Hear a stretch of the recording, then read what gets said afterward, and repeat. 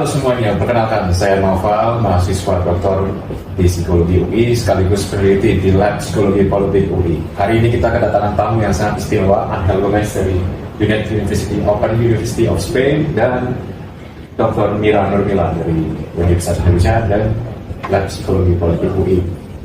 Hari ini kita akan berbicara tentang kolaborasi internasional yang akan kita lakukan. A huge collaboration that we will work together for several years ahead, I hope. And we would like to talk to you guys about the very beginning of how you guys meet and how the mutual interest was built that time. So why do you want to work with her and why eventually you want to work with him too? So who want to start first? I can start, yes. It was just before the COVID started. I visited Jocelyn Belanger in Abu Dhabi, and I was working in a grant application to do a research, an international research about radicalization and disengagement, extremism, and these kind of things.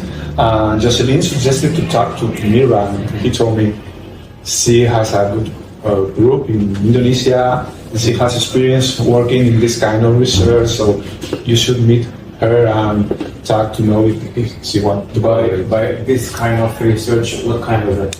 Well, he told me that she has experience talking to terrorists in prison or with people under rehabilitation programs. So the main topic is the same interest, is trying to understand the processes related with radicalization and try to apply this process to the real life. And he told me that she had experience talking to prisoners, making interviews, and there is a few small people in the world who had this kind of experience. So I sent an email to Mira, and I explained my research. Although I had to apply for the grant, I wasn't sure that I was going to have the funds to make the research. So I talked to her and I told her, it's possible for you to do this research. Do you want to be involved in an international project? And then she started to send me information. This was the beginning of our collaboration, I think. What year was it? What year was it? It was just before the COVID. Yes. So it's almost 3 years ago, or a little more. Yeah. So. Yeah. Of course, I want to work with him. Actually, I have read your paper, fantastic in Who sent you before? Nature Communication, I think. Yeah. Yes. I don't know who was the first, but even when Jocelyn told me, talking to me about Mira, I already knew her because of some papers and some information about her. So I need to mention to the viewers that here Angel Gomez here is the father of identity fusion theory. If you ever stumble upon it in your books or journals, this is the guy. Yeah. So moving to the next interaction of ours. So we now here together to collaborate in some kind of project, right? Even me, I haven't get the big picture of the program yet. So I'd like to hear from you what the project will be and how do we maintain in the future. Yeah. So well, it's a project that lasts 5 years, and we are starting the second years. And the idea is to use different methodologies to understand the process of radicalization, that leads to violence, in order to prevent this kind of radicalization, and also to disengage those who are or have been involved in this kind of processes. And we use different kind of methodologies and samples. We use the lab and online studies with general population to identify the processes that can be related with that. But what is extremely relevant is to talk to those who are terrorists or who are in the process of being terrorists or being radicals, and also with former terrorists. What happens is that these kind of samples are very difficult to achieve because of a lot of reasons. And there is not a lot of people in the world that have access to people under risk of radicalization, terrorists in prison, or former terrorists. And also, it's not only to have access to this kind of population, it's also having experience to talk to them. Yes, people that have already do this kind of work. And Mira is one of the few in the world, because there is less than 5% of research on terrorism that include empirical samples, real samples. So when you think about any kind of research, but you have to do an interview with a terrorist, everything is new. Yeah. So everything, all the things that you have learned from the lab and making studies with general population is not useful, and you have to learn a lot from that. And the experience that she has is gold for us. The idea is to include people with this kind of experience from different parts of the world that in the last few days, in the last few years, contacted to me because of identity fusion, and they wanted to apply the measure, not only fusion, other kind of measures to this kind of field work. And this was the reason to talk to her. And also the relevant here is that we are going to have samples of terrorists or former terrorists from different groups and from different countries. So we can learn a lot from the similarities and differences between them. And the final goal of all of this research is to help the society about how to detect this kind of process, to prevent, and also from the governments, penitentiary institutions, to develop programs of intervention, and also to evaluate this program. So it's something that is mostly related to how we can help the society advance science and also advance applications. Yes. So far in the future, after all of the publication, we will do something community. So what about the from Yeah, I will explain in bahasa. Yeah, of course bahasa. Jadi waktu Angel menawarkan untuk kerja riset bareng, ya tentu dengan senang hati saya bergabung, will join for your research, because ada banyak hal yang pengalaman apa yang dikerjakan oleh Angel di Spanyol dengan yang saya kerjakan di Indonesia itu sebenarnya sama gitu.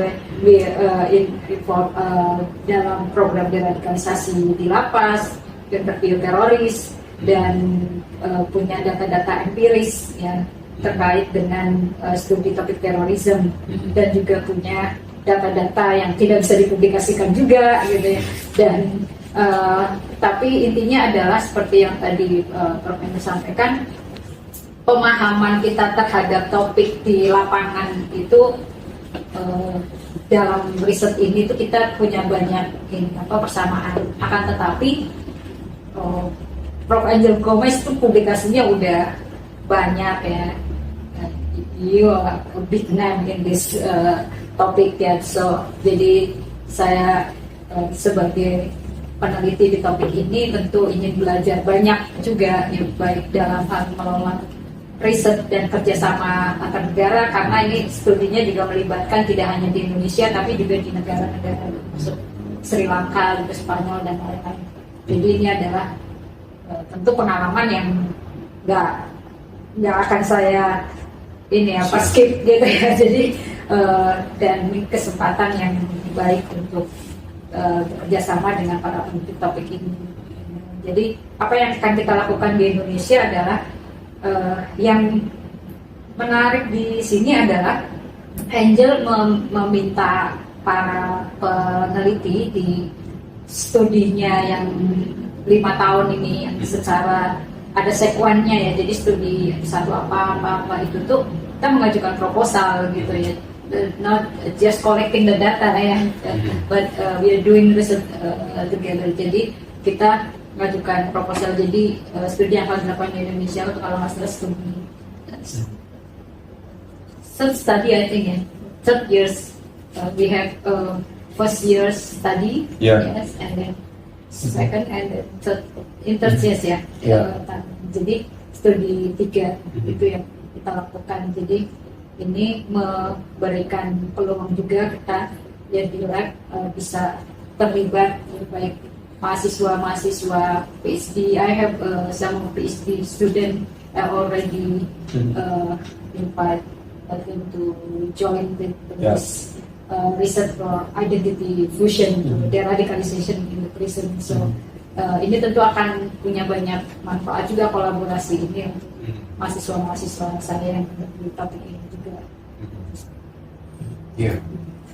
Other than from the research, we are dealing with very strong stories inside the prison, I believe.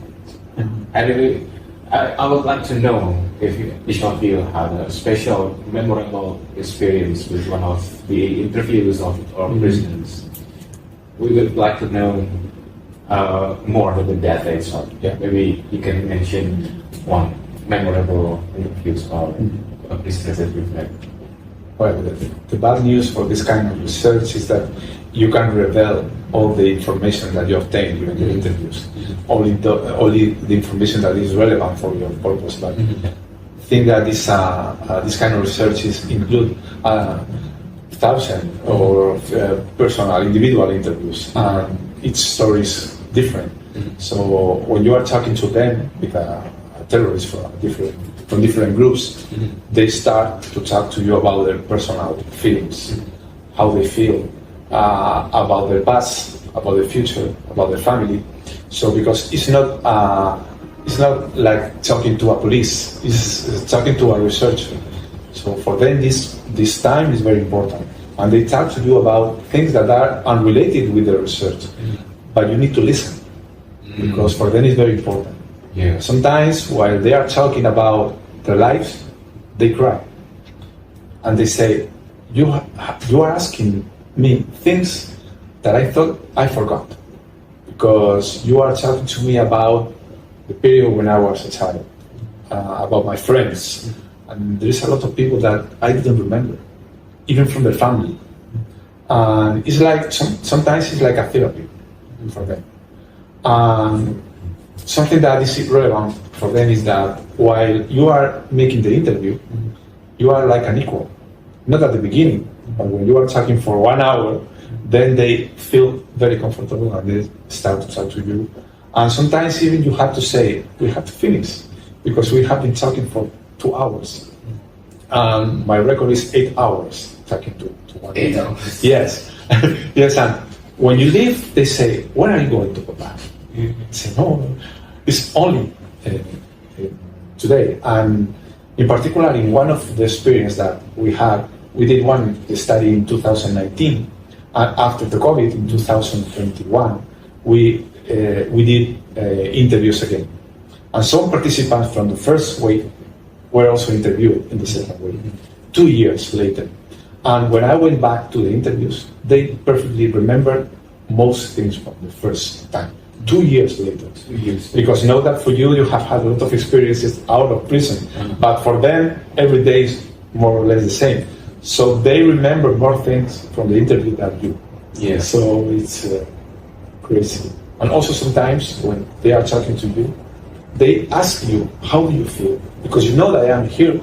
I am a prisoner because I did, or they say that I did something that is wrong. And you are talking to me. How do you feel now? How do you answer that? Yes, so this kind of things or experiences you can expect for that. Okay. So I think that you could write not one book, several books with all this information. But sometimes they ask me, how are you going to use this information? Oh yeah, we get that. Yeah, out there. and something that usually I tell to them, I can't promise most of this information. But this information will be here and here, just for me. But help me a lot for learning how to do the next interview, or for trying to understand why you are here. Some of them say, okay, I hope that this interview helped you to avoid that other people pass for the same way that I have passed. So obviously it's not everything is not positive. You can find sometimes the rejection of the participant, or they don't feel good at the beginning of the interview. But every interview is different, and every interview is a challenge, and you always learn different things. So it's very interesting. The bad news is that as you can't publish everything, this is very difficult to achieve. This is very expensive, so you need to be very careful and very conscious that if you want to continue doing this kind of research, you also need to publish something.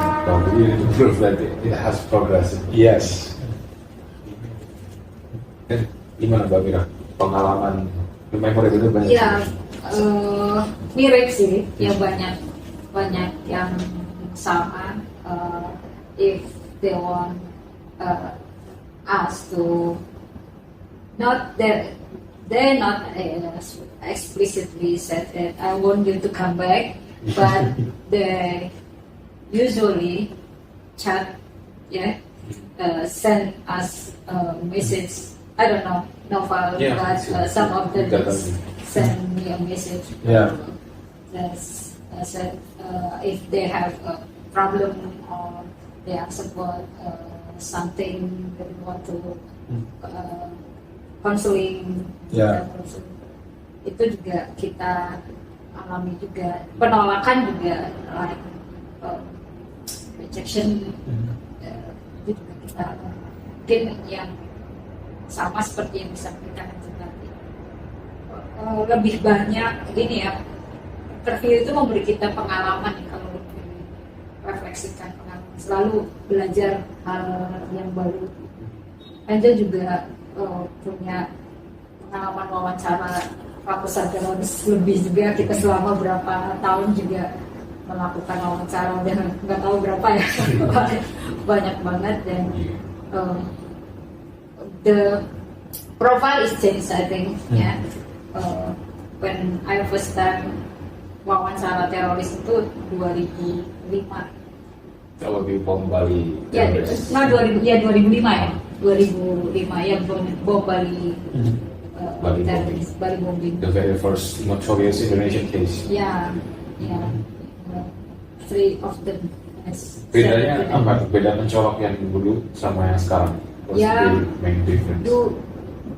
Yang awal-awal itu bom Bali itu mereka lebih ideologis. Kencang. Ya, ideologinya lebih kuat, dan mereka juga sampai akhir itu masih mempertahankan bahwa apa yang dia lakukan benar gitu. Tapi kalau yang sekarang itu mungkin karena kita udah punya program deradicalization and then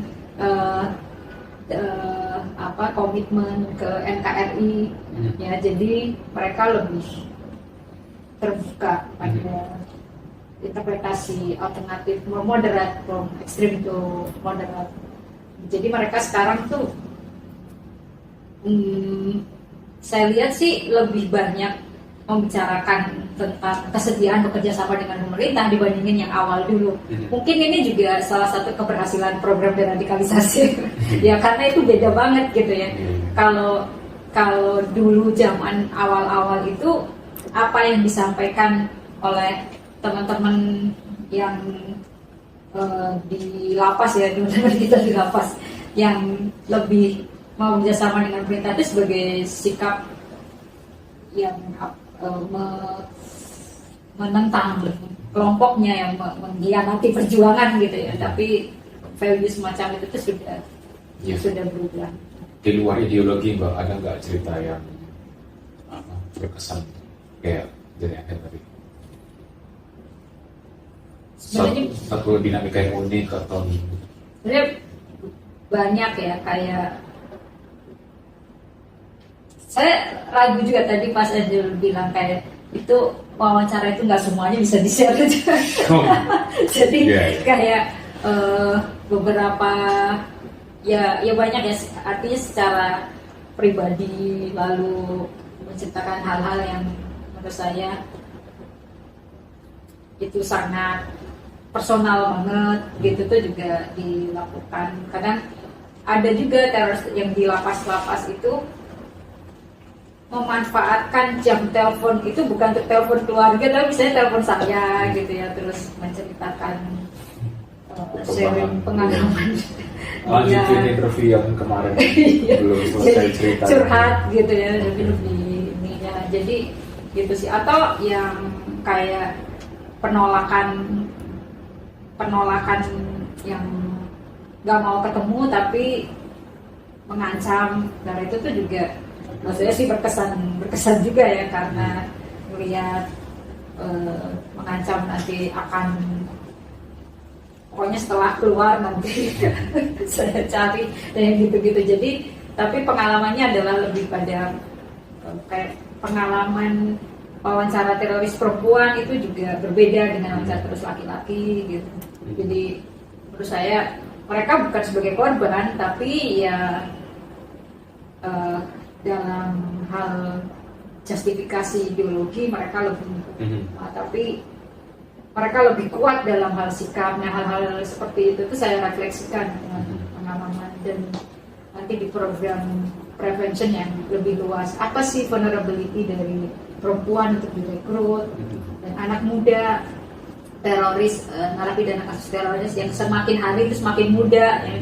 Kalau dulu itu butuh waktu lama untuk bisa terlibat dalam kasus terorisme, misalnya terlibat dalam aksi terorisme, kalau sekarang kan lebih cepat. Nah itu kan jadi itu juga mudah. Jadi ini juga saya refleksikan untuk program-program prevention. Alright, so considering with all of this huge challenge and extreme situation in dealing with the terrorists and dealing with the data, dealing with the complex analysis, people may wonder what kind of skills are required, capability when we decide to, okay, I want to research about this extremist group. So maybe each of you have a suggestion for the early researchers. What should they do and what should they develop? The skill that they should develop when researching about these extremist groups and people. Yeah, I think that's something that is very important, is to know very well the theories that are involved in extremism. Because having the opportunity of making interviews to terrorists in prison is very difficult. You have the permission, you need the skills, etc. But you need to be sure about what you are going to ask and why. So if you have the opportunity of meeting a terrorist and you don't know what to ask, it's like a wasting of time. And you need to be sure that what you are going to talk to him or to her is going to be relevant for your goals. So you need to know the theories that are related with this kind of violence or radicalization. You need to prepare very well the interviews, even although during the interview you change and you can ask open questions and so on, but you need to prepare a lot that. And also it's necessary to do preliminary interviews to be sure that they understand perfectly what you are asking, because depending on the country, their culture, and a lot of things, maybe they don't understand. So you need a lot of preparation for that. And the main problem with this is that you need a lot of work, a lot of preparation, and then when you try to write something and to publish something, the reviewers are not conscious about how difficult it is to make all these things. Lepas dari semua hal pemahaman atau kemampuan teknis ya sebagai interview, saya rasa sih satu hal yang saya lakukan aja kalau misalnya mau wawancara sama teroris, dan ini juga implicitly itu saya tangkap juga dari pengalamannya Prof Andrew tadi, adalah sebenarnya kita harus memang punya niat yang tulus ya. Jadi dalam hal kita memang memahami dan punya niat yang tulus untuk tujuan yang baik, dalam arti karena penolakan resistensi dari narapidana kasus terorisme itu terhadap orang yang dipersepsi sebagai outgroup itu kan tinggi ya. Jadi kita nggak perlu strategi biar bisa diterima atau seperti apa, tapi tadi sempat Prof Ente sampaikan juga ada teroris yang nggak mau bicara sama siapapun tapi mau bicara sama Prof Angel. Itu saya melihat sih hal yang sama di sini yang dilakukan adalah ketulusan itu loh. Jadi kayak kita tuh datang mau bantu gitu loh. Jadi kayak siapa yang mau bicara dengan kita adalah mereka juga yang punya tujuan yang sama dengan kita, mau perbaiki masyarakat gitu loh. Untuk kedepannya itu lebih baik lagi. Untuk kedepannya nggak terjadi seperti itu lagi.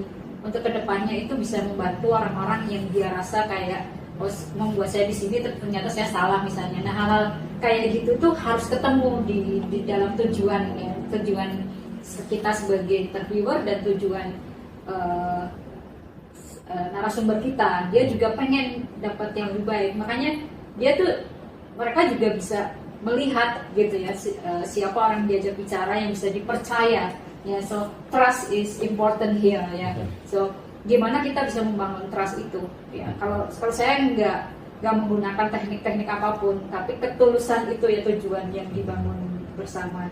Nah itu biasanya mereka akan membaca itu dalam hal kita men-set rapport. And also something very relevant is that, okay, this is challenging, this is interesting, this is very risky, and only me can do this. So in your case, if you want to apply for some kind of these grants, to convince reviewers that if you don't do it, no one is going to do it. A bit narcissistic at this point, yeah? Yeah. I remember when I wrote the paper about Confidence. yes, when we wrote the paper about the verbal scale of fusion, my colleague this one didn't want to write that paper. And he told me, Angel, we already have the pictorial method of fusion. So why we need another method? And I said, because sometimes reviewers ask, but why? What identity fusion mean? What people have in mind when they think about the circles? And then we developed the methods to explain that this means something. And I told you, Bill, if we don't do it, someone is going to do it for us. So we need to publish that paper. And it's one of my most cited papers because there's a lot of people who are using this method. So this kind of grants are risky, are challenging, but this is what you need. So you can sum that up. We have to build first the global connection and making sure that we are ready to do it big. Yeah. So after that, we have already published some of the progress to make sure that this is the result of the forthcoming project that we need more grant. Okay, so but before all of that preparation, the access to the grant, that's probably what we are a bit in the dark about that. We don't have much access to the grant. Kalau di Eropa kan biasanya ada itu kan, yang sumber-sumber dananya. We don't have that information in global south usually. Maybe the collaboration is one of the good start. How do you suggest for people from it's an issue in the academic world that people from global south have less access to conference, less access to fundings. Maybe you have some. Yes, in this case of grant, well, this is a particular grant because it's an individual grant, but there is some other grants that involve collaboration between different labs. So there is some other kind of applications where you can organize between 3 and 7 labs from different parts of the world, and you can apply for the grants. So there is different options. Yeah. So the key is really the global connection first. Yeah. For the big project we have. Yeah. We need to have a big network. Yeah. Okay. Yeah. Thank you. So you can collaborate because you have access to samples, or because you have already publications and you are very familiar with some theories, or you have developed some theories even, although you don't have access to this population. So you can search for people that can have access. So, and most of the times is what the case with Jocelyn. I visited Jocelyn for preparing the grant, and he suggested to talk to Mira. I already knew Mal, but it's like, for example, now imagine that Mira has all the collaborators and say, we can involve someone from another country, I don't know, and she or he can join us. So usually this is the way that you can improve. But obviously it's is very relevant that you have to focus on improvement theories that you can test in the field. Yeah. Jadi sepertinya ya kolaborasi itu kan untuk menunjukkan bahwa kita bekerja sama, bekerja dengan orang-orang yang sesuai punya kompetensi, dan kitanya juga bisa menunjukkan bahwa saya bisa melakukan itu. Ya tentu saya bisa melakukan itu artinya kan udah punya track record lah yang menunjukkan memang kita akan berhasil melakukan itu. Kalau itu grand riset, maka penting untuk menunjukkan tadi kontribusi teoritisnya, ya portofolio kita, kontribusi teoritisnya di situ juga dengan melakukan kolaborasi antar negara, apa sih dari teori yang bisa kita kembangin dari studi teori, apa kontribusinya nanti yang kita kembangin dari studi antar negara ini, di mana kita sendiri juga memang udah fokus di mengembangkan konsep atau teori tertentu itu. Jadi kontribusi teoritisnya juga relevan dengan apa yang kita lakukan. Jangan lupa rasa percaya dirinya tadi itu. Kita Iya, harus betul. tunjukin kalau bukan saya melakukan, nggak ada yang bisa gitu. Okay, thank you very much, Prof. Angel and Dr. Mira, for this fruitful discussion. We are looking forward to our future collaboration. Thank you. Thank you. Masih sampai jumpa di pertemuan berikutnya. Lead and innovate.